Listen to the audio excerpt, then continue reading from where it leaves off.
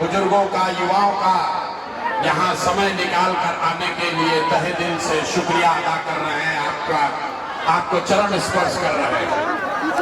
मंच पर बैठे हुए मेरे जन सुराज के सभी साथी, वो नेतागण जिन्होंने जन सुराज के इस विचार को, इस प्रयास को घर घर पहुंचाने में मेरे साथ कंधा लगाया है, आपको यहाँ बुलाने में अपनी ताकत लगाया है, उन सभी साथियों का भी मैं धन्यवाद कर रहा हूँ, उनका शुक्रिया अदा कर रहा हूँ।